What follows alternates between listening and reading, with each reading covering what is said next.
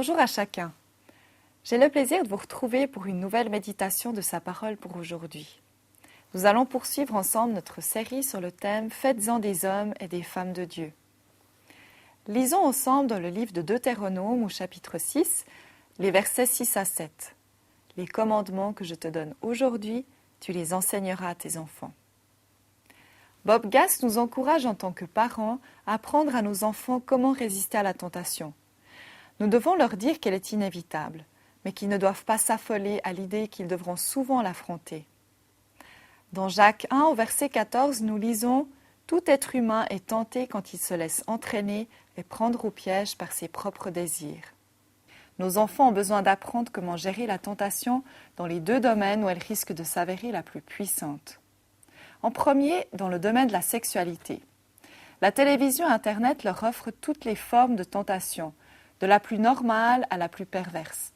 Elles leur font croire que tout est naturel, autant que l'oxygène qu'ils respirent.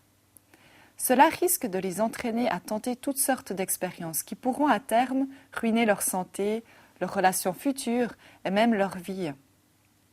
Nos enfants ont besoin de davantage qu'une simple conversation embarrassante et bâclée sur le sujet de la procréation et de la naissance des bébés. En tant que parents, nous devons leur enseigner, dès leur plus jeune âge, de manière simple et claire, ce qu'ils doivent connaître sur la sexualité et les dangers à éviter.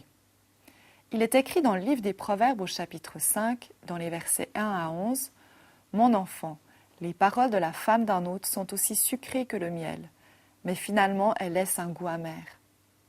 La conduite de cette femme mène à la mort, de peur que tu ne gémisses près de ta faim quand ton corps et ta chair se consumeront. » Salomon a déclaré clairement à ses enfants le danger d'une conduite dissolue. Nous devons en faire autant avec nos enfants. Le deuxième domaine où la tentation risque de s'avérer la plus puissante, c'est le domaine des dépendances, alcool, drogue, etc. Salomon y est à nouveau un excellent enseignant. Il nous interpelle par ces questions. Qui est malheureux? Qui vit de regrets?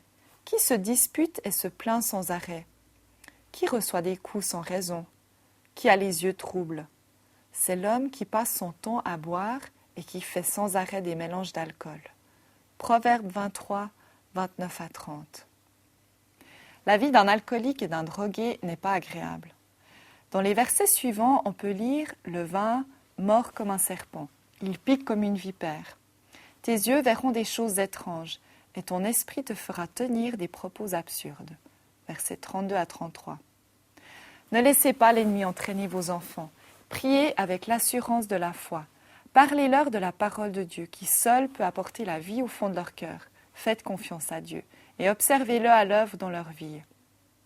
Je vous souhaite une très bonne semaine. À tout bientôt.